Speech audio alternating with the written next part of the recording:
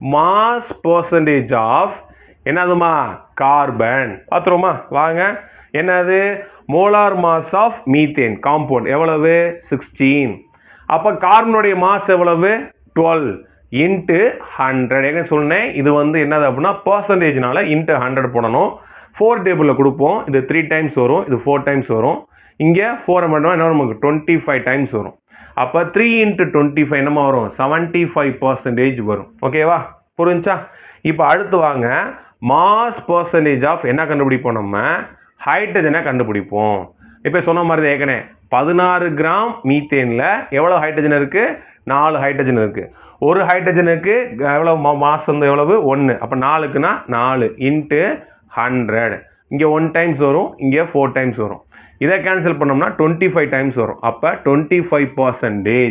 அப்போ ரெண்டையும் ஆட் பண்ணி பாருங்கள் 100% வந்துருச்சு ரைட்டா